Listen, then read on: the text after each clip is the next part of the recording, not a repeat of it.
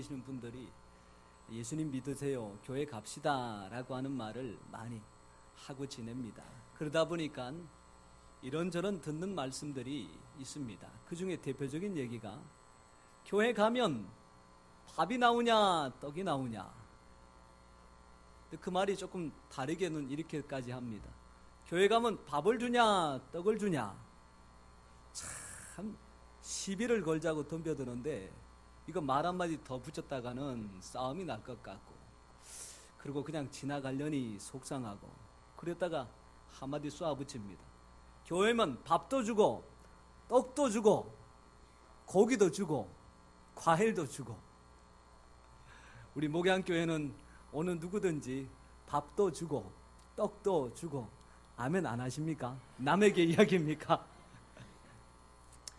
오늘 아마 전교인 야유협에 가서 다 짜고 온 건 아니지만 고기도 닭고기, 오리고기, 돼지고기, 소고기, 아마 이제 세상에 그냥 사람이 먹을 수 있는 것들은 다 등장할 거고, 또 이제 시절은 안 맞지만 혹시나 생선을 튀겨 오시는데 갈치, 고등어, 조기, 굴비, 보리굴비, 뭐 집에 있는 거 어쨌든 간에 옥돔까지 해가지고 온갖 것 다 갖고 오실 것이고, 과일도 수박, 참외, 또 뭐 있나요? 방울토마토, 또 뭐 무슨 토마토요?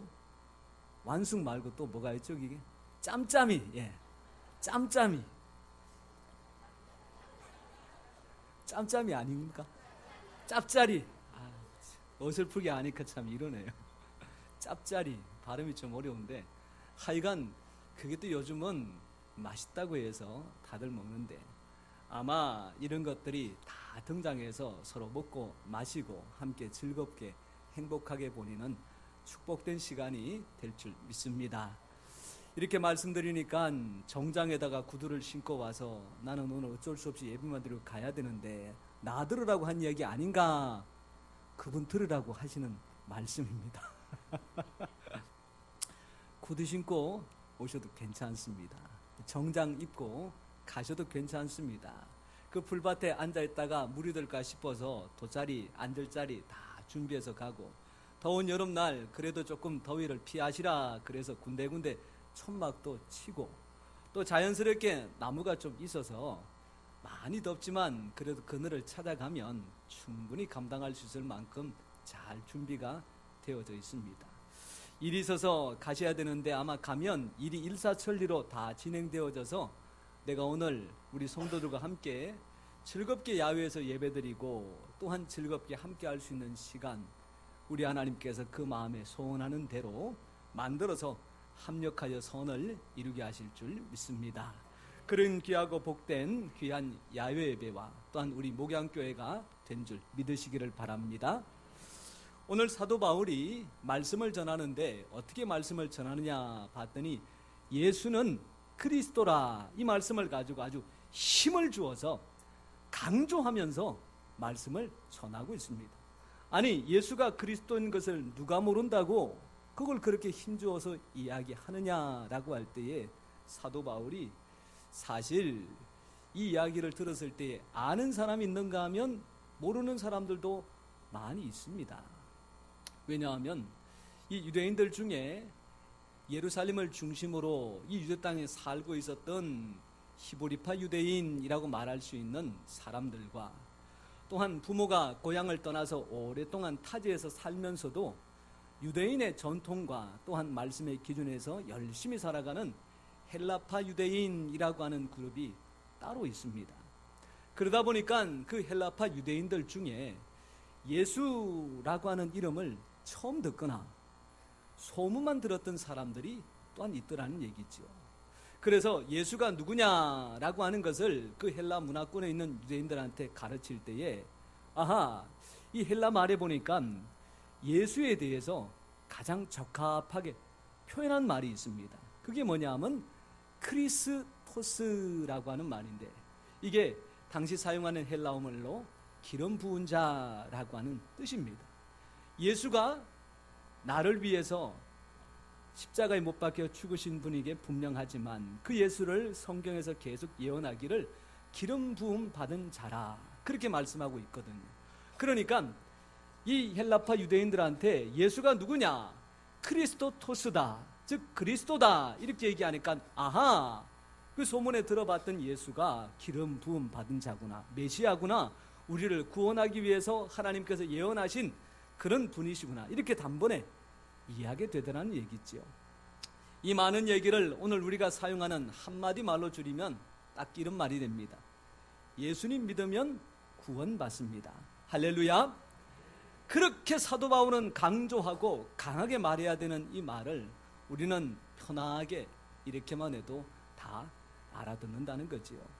그런데 예수님만 믿으면 구원받느냐라고 질문하는 사람들이 있는데, 그 질문을 곰곰이 따져보면 입에서 그냥 예수 예수 주여 주여 한다고 다 천국 가냐? 말도 안 된다. 예수님이 어떤 분인지를 알아야 되고, 또 어떤 일을 하신 분인지도 알아야 되고, 그분이 앞으로 어떤 일을 하실 것인지도 알고 바르게 믿어야 되지, 그냥 덮어놓고 예수 믿으면 구원받는다 그러니까 나는 전혀 공감도 안 하는데 걸음지고 장에 가듯이 그렇게 해서는 안 되지 않느냐, 그 말도 일리가 있습니다. 그래서 오늘 이 시간에 예수님 믿으면 구원받는다 라고 하는 말이 무슨 말인지 제가 한 10가지를 예를 들어서 말씀을 드리겠습니다. 그러면 이 말씀을 듣고 확신을 가지신 분들은 예배 전에 연습했던 것처럼 어떻게 해요? 아멘 하시는데 손을 들고 아멘, 이 번쩍 안 드셔도 됩니다. 그냥 이 정도, 예, 저는 확실하게 믿습니다, 그렇게 하시고, 목사님 말씀이 틀렸습니다 라고 하는 분들은 오른손을 들고 아멘 하시지 말고 두 손을 다 내려놓으시고 노멘 하시면 됩니다. 그 10개 중에 최소한 6개는 맞추셔야 이 과락을 통과할 수 있습니다. 잘 들어보십시오. 자, 예수님은 유대 땅 베들레헴에서 태어나셨습니다. 벌써 걱정이 되기 시작하는데요. 예수님은 동정녀 마리아의 몸에서 태어나셨습니다. 손이 있으신 분들은 손을 들어서 입과 같이 해주십시오. 예수님의 이름의 뜻은 자기 백성을 그들의 죄에서 구원할 자입니다. 예수님은 20세가 될 때까지 나사렛에서 목수로 생활하셨습니다.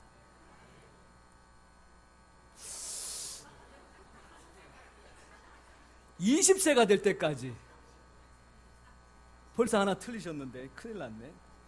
예수님은 그 이후 4년간 오직 구원을 위해 사역을 하셨습니다. 예, 예수님께서는 우리의 죄값을 대신 속량하시기 위해 십자가에 못 박혀 죽으셨습니다. 예수님께서는 십자가에 못 박히셔서 다 이루었다 말씀하셨습니다. 예수님은 죽은 지 나흘 만에 다시 살아나셨습니다. 이제 돼갑니다. 예수님은 승천하셔서 우리가 갈 초소를 마련하고 계십니다. 누구든지 이와 같은 예수님을 믿기만 하면 구원을 받아 천국 가는 줄 믿으시기를 바랍니다. 10개 중에 8개 이상 맞췄다.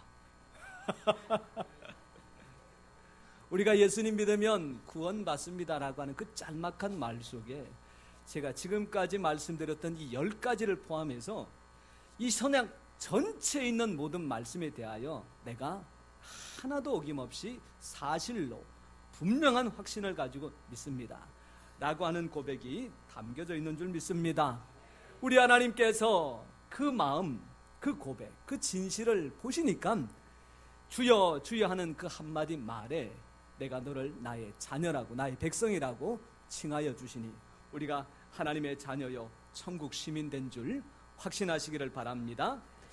이런 확신을 가진 사람이 살아갈 때에 어떠한 모습으로 살아가느냐, 오늘 사도 바울의 모습을 통해서 몇 가지만 한번 살펴봅니다.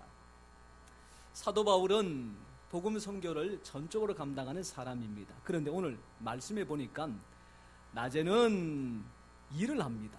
어떤 일을 하느냐, 이 사도 바울이 천막 짓는 일을 하는 생업이 있었는데 선교지에 가서 복음을 전함에도 불구하고 낮에는 아굴라와 브리스길라 부부와 함께 열심히 천막을 짓습니다. 그리고 저녁에는 어떻게 해요? 회당에 가서 사람들에게 밤늦도록 말씀을 전하는 거지요. 낮에는 열심히 천막 짓는 일을 하고 밤에는 또 열심히 말씀을 전하고, 또 안식일이 되면 하루 종일 회당에서 수많은 사람들에게 말씀을 전하니 이런 사도 바울에게 필요한 것이 무엇이냐 물어보면 첫째도 휴식이고 두 번째도 쉼이고 세 번째도 여유 시간이라 그렇게 말할 수 있을 겁니다. 그러면 사도 바울이 말할 때마다 나 좀 쉬고 싶어요, 이제 좀 그만하고 싶어요, 나에게 좀 휴식을 주십시오, 그렇게 하나님 앞에 이야기하고 말했을까? 성경에 보니까 사도 바울이 그 일들을 하면서도 늘 어떻게 살았는지가 분명하게 기록된 증거가 있습니다.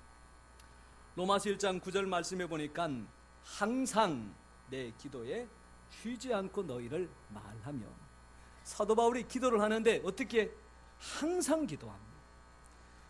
골로새서 4장 2절 말씀해 보니까 기도를 계속하고 기도에 감사함으로 깨어 있어라.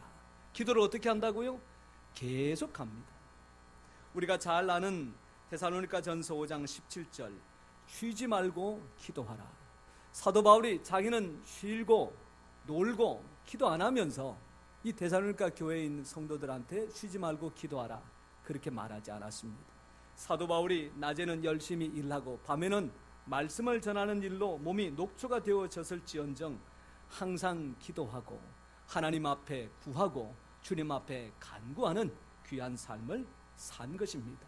천국의 백성, 믿음 가지고 살아가는 사람들, 그 사람들의 대표적인 삶의 특징, 하나님 앞에 기도하는 것인 줄 믿습니다. 가정을 세우기 위해 우리가 항상 해야 될 것이 무엇입니까? 질문을 드리는 겁니다. 무엇입니까? 기도입니다. 자녀들의 장래를 위해서 쉬지 말아야 될 것이 무엇입니까? 기도입니다. 내 남편의 직장과 또한 사업의 승패를 위해서 우리가 해야 될 것이 무엇입니까? 교회를 하나님께서 건강에 세워가시도록 해야 될 일이 무엇입니까? 6월 나라와 민족을 생각하는 달입니다. 이 나라의 강건함과 남과 북의 통일을 위해서 우리가 결단코 끊지 말아야 될 게 무엇입니까? 기도입니다. 예수 믿는 사람의 가장 대표적인 특징, 기도. 그래서 기도하면 살고 기도하면 죽는다, 기생불사라고 하는 말이 있습니다. 누가 했는 말일까요? 김성구라는 사람이 한 말입니다. 제가 어제 이거 만들고 나서 얼마나 기분이 좋던지, 기도하면 살고 안 하면 죽는다. 이거 간단하게 성도님들한테 알려줄 방법이 뭘까? 기생불사. 오늘 가만히 생각하니까 말이 별로 안 좋네요. 하필 왜 기생이지? 기도하면 살고 안 하면 죽습니다. 내가 기도하면 내가 살고 기도하지 않으면 내가 죽습니다. 우리가 태신자를 품고 기도하고 있습니다. 우리가 기도하면 이 태신자에게 하나님께서 영혼의 호흡을 공급해 주시지만 힘들고 어려워서 기도하지 않으면 이 태신자가 숨이 막혀서 살아날 수 있는 방법이 없습니다. 성경에도 보니까 기도하니까 살고 기도하니까 죽습니다. 모세가 손을 높이 들고 기도하니까 이스라엘의 사람들이 삽니다. 힘이 들어서 내려오니까 이스라엘 백성들이 죽습니다. 기도하면 우리의 가정이 삽니다. 교회가 삽니다. 기도해서 가정을 살리고 교회를 살리는 우리 성도님 되시기를 축원합니다. 예수를 그리스도라 담대하게 고백하는 사람들의 두 번째 특징, 사도 바울이 이렇게 복음을 열심히 전했는데 세상의 이 동족들이 그 사도 바울의 말씀을 받아들이지 않습니다. 이 배척을 하고 있습니다. 그러니까 나름대로 감정도 상하고 상처를 받았던 이 사도 바울이 6절 말씀해 보니까 내가 발에 먼지를 털어버리면서 내가 다시는 너희들한테 복음을 전하나 한번 두고 보자, 그렇게 말하고 돌아섰습니다. 과연 사도 바울이 그 이후에 유대인들을 위해서, 동족들을 위해서 복음을 전하지 않았을까? 로마서 9장 3절 말씀해 보니까 나의 형제 곧 고륙의 친척을 위하여 내 자신이 저주를 받아 그리스도에게서 끊어질지라도 원하는 바로라. 이 말씀을 직설적으로 얘기하자면 하나님, 차라리 내가 지옥 갈지언정 나의 동족 유대인들만큼은 반드시 구원해 주시옵소서. 이것이 나의 소원이요 나의 간절한 바람입니다 라고 하는 고백입니다. 사도 바울은 결코 동족들을 외면하지 않았습니다. 배척하지 않았습니다. 어떻게 자기를 배척하고 외면하는 사람들을 끝까지 기도하여 구원의 반열에 세울 수 있었을까? 사도 바울은 자기를 대적한 사람들을 하나같이 다 용서해 주었기 때문입니다. 그리스도인들의 대표적인 두 번째 특징, 바로 용서하는 것이 그리스도인들의 모습입니다. 요즘 미국 사회가 총기 사고로 말미암아 굉장히 힘들고 어렵습니다. 이게 성인들의 문제로 또한 국한된다면 좀 덜할 텐데, 이게 뭐 고등학교 그리고 그보다 더 어린 아이들이 이 총기 사고로 말미암아 생명을 잃게 되니까 이 미국 사회의 근간이 흔들리는 정도에 있지요. 그런데 그럼에도 불구하고 이 한국 사회가 참 본받았으면 싶은 모습이 사실은 자주자주 나타납니다. 지난 2016년 7월 17일 밤 9시입니다. 미국의 유서 깊은 흑인 교회에 21살의 젊은 청년이 들어와서는 성경 공부하고 있는 그 성도님들과 또한 목사님 포함해서 남자 3명, 여성 3명을 총으로 쏘아 죽이는 사고가 발생하게 됩니다. 사고를 조사하다 보니까 더 충격적인 소식은 이 청년이 오후 8시에 와서 1시간 동안 그 성경 공부하는 옆자리에 가만히 앉아서 그 사람들을 이렇게 지켜보고 있었다는 이야기입니다. 그리고 조금 더 조사해 보니까 성도님들이 얼마나 친절하든지 자기는 처음에는 죽이려고 찾아왔다가 내가 이러면 안 되지라는 생각까지 가졌다고 합니다. 더군다나 백인 우월주의 그 잘못된 생각 때문에 저지른 일이다 싶었는데 그게 아니라 자신이 짝사랑하던 여자가 자기의 사랑은 외면하고 다른 남자를 좋아하기 시작하는데 그 남자가 다름 아니라 흑인이었다는 얘기죠. 그 안갚음을 이렇게 교회에서 예배드리는 목사님과 성도님들한테 쏘아붙였다고 하니 이것이 얼마나 큰 충격이 되었는지 보도가 연일 나오기 시작했습니다. 그런 가운데에 며칠 뒤 또한 그 총기 사고범에 대한 재판이 열렸습니다. 이 당시에 재판정에서는 이 범인을 직접 볼 수 있고 또한 그에게 말할 수 있는 화상이 준비되어져 있었습니다. 그때에 한 사람이 나와서 그 범인에게 이야기를 하기 시작합니다. 먼저 총기 난사로 어머니를 잃은 네이딘이라고 하는 여인이 나와서 이렇게 이야기를 합니다. 엄마와 다시는 얘기를 나눌 수도 엄마를 다시 안을 수도 없지만 당신을 용서한다. 당신 영혼에 자비가 깃들기를 빈다라고 하는 이야기. 무표정하던 그 범인의 얼굴이 일순간 움직이기 시작합니다. 26살의 아들 티완지 샌더스를 잃은 어머니 펠리샤가 이렇게 말합니다. 너는 내가 알고 있는 가장 아름다운 사람을 죽였다. 하지만 성경 공부 시간에 말한 대로 우리는 너를 사랑한다. 하나님께서 너에게 자비를 베풀기를 기도하겠다. 총기 난사로 숨진 그 목사님의 손녀 엘레나는 이렇게 말을 뱉습니다. 우리는 사랑으로 살아왔고 사랑을 이번 사건의 유산으로 남길 것이라며 증오는 결코 사랑을 이길 수 없다라고 말을 했습니다.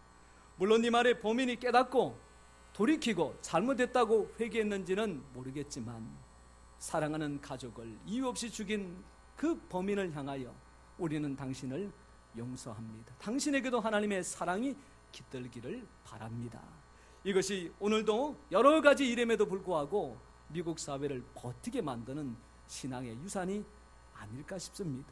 사랑하는 성도 여러분, 태신자를 품고 있는데 그 태신자 대부분이 아마 가장 사랑하는 사람들일 겁니다. 나는 그를 사랑해서 교회 가자고 예수님이다라고 말 한마디 뱉었을 뿐인데 그 사람은 그 한마디에 날카로운 말을 뱉으면서 내 마음에 상처 준 적이 한두 번이 아닙니다. 태신자의 목록에 들어있는 대부분이 남편이요 또한 사랑하는 부모님들이요 자녀들입니다. 얼마나 많은 사랑을 이분들에게 베풀었을까, 얼마나 많은 희생을 이분들에게 했을까. 그럼에도 불구하고 가장 많이 상처를 준 사람들이 이 사람들이 아닐까 싶은 거지요. 어떻게 하시겠습니까? 외면하시겠습니까? 배척하시겠습니까? 버리겠습니까? 다시 한번 하나님의 사랑으로 품을 수 있는 우리 성도님들이 되시기를 바랍니다. 나는 저를 사랑하나 저는 나를 배척할지라도 다시 한번 그 영혼을 가슴에 묻고 그 영혼을 불쌍히 여기기 시작하면 하나님께서 그런 나의 마음을 통해서 그 굳어있는 상대편의 마음을 어루만지시고 눈 녹듯이 녹게 하실 줄 믿습니다. 세 번째로 예수는 그리스도라 담대하게 고백하는 사람들의 특징이 있습니다. 이것은 하나님께서 그에게 베풀어 주시는 말씀입니다. 9절과 10절 말씀에 보면 이 모든 일들을 감당하는 사도 바울에게 하나님께서 환상 중에 나타나셔서 그에게 하시는 말씀입니다. 10절 말씀에 보니까 내가 너와 함께 있음에 어떤 사람도 너를 대적하여 해롭게 할 자가 없을 것이니 이는 이 성중에 내 백성이 많음이라. 내 백성이 많음이라. 사도 바울이 지금 복음 전하다가 많이 힘들어합니다. 원체 배척을 받고 사람들이 받아들이지를 않으니 그럴 때 하나님께서 그 사도 바울에게 주신 비전이 뭐냐? 이 성중에 아직도 예수 믿을 사람이 많더라, 그런 이야기입니다. 컵에 물이 담겨져 있습니다. 제가 물을 반을 먹었습니다. 그러면 이 컵에 물이 얼마나 남아 있겠습니까? 1번 반이나 남아 있다. 2번 반밖에 안 남아 있다. 다시 한번요. 1번 반이나 남아 있다. 2번 반밖에 안 남아 있다. 반이나 남아 있다. 이게 믿음의 말입니다. 반밖에 안 남아 있네. 이거는 사실은 사람의 성품이 아니라 믿음 없는 말입니다. 한 회사에서 아프리카에 영업사원을 파견을 했습니다. 아프리카 가서 우리가 신발 공장을 하고 있는데 거기다 공장을 짓고 판매할 수 있는지 좀 알아보라 그랬더니 한 사람이 갔다 와서 보고합니다. 거기다가 공장을 지으면 망합니다. 왜요? 신발을 신고 다니는 사람이 한 사람도 없기 때문입니다. 또 한 사람이 와서 보고합니다. 공장을 지어야 됩니다. 그리고 빨리빨리 이 물건을 만들어서 팔아야 됩니다. 왜냐하면 그곳에는 신발을 신는 사람이 아무도 없기 때문입니다. 여러분들이 회사의 사장님이라면 누구의 이야기를 듣고 어떻게 하시겠습니까? 하나님께서 이런 보고를 받으셨다면 하나님은 거기다 공장을 짓고 신발을 신지 않은 많은 사람들에게 신발을 씻기는 일들을 감당케 하실 것입니다. 가나안 땅에 12명의 정탐꾼이 들어갔다가 나왔습니다. 10명은 못 들어간다 그랬습니다. 나머지 2명은 들어간다 그랬습니다. 못 들어가는 10명 하나님께서 거들떠보지도 않았습니다. 들어간다고 했던 2사람 하나님께서 광야 40년 동안 지키시고 이 가나안 땅 정복 전쟁의 수많은 전투 가운데서도 그의 생명을 보존하사 젖과 꿀이 흐르는 가나안의 축복을 얻게 하신 줄 믿습니다. 최근에 나온 수치가 참 마음에 안타깝습니다. 우리 기독교계가 보고한 것이 아니라 말하자면 우리나라의 여러 가지 인구조사를 전담하고 있는 기관의 담당자가 이야기했던 말인데 우리 한국 사회가 2018년도에 10명 중에 2명이 기독교인이다 라고 하는 이야기입니다. 근데 여기는 신천지, 하나님의 교회, 통일교 어쨌든 간에 하나님이라고 하는 부르는 모든 종교는 다 포함되어져 있습니다. 그러니까 얼치기, 그 다음에 가짜, 사이비 이거 다 떼고 보면 얼마 안 된다는 결론이 나죠.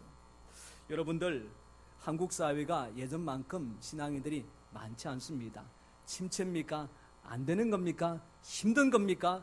교회가 어렵고 불가능하고 전도하는 것이 안 되는 시기입니까? 절대 그렇지 않습니다. 수치가 내려가면 내려갈수록 아하, 전해야 될 사람들이 더 많아졌구나. 우리가 복음을 전해서 믿게 해야 될 사람들이 더 많아졌구나. 하나님께 주신 긍정적인 생각, 믿음의 생각, 소망의 생각을 가지시기를 바랍니다. 세상에는 2 종류의 사람이 있습니다. 우리같이 예수님을 믿어 천국 백성이 된 사람과 예수님 안 믿어 지옥 갈 사람 아닙니다. 예수님 믿어야 될 사람이 세상에 있을 뿐입니다. 교회 바깥에 있는 사람 성격이 거칠고 못났다고 해서 지옥 갈 사람이 아닙니다. 그 사람에게 복음을 전해서 믿게 해야 될 연약하고 불쌍한 영혼들입니다. 오늘 이 시간 하나님 주신 귀한 말씀을 통해서 다시 한번 믿음의 귀한 삶을 살아가실 때에 하나님 내게 품고 있는 귀한 태신자, 비록 10번 20번 실망하고 좌절했지만 다시 한번 하나님에 대한 믿음 가지고 나아갈 때에 항상 기도하는 기도를 들으시고 반드시 하나님의 때에 구원받는 놀라운 은혜를 허락하여 주시옵소서. 이 귀한 믿음을 가지고 믿음의 승리자가 되시는 우리 모든 성도님 되시기를 축원합니다. 기도하겠습니다.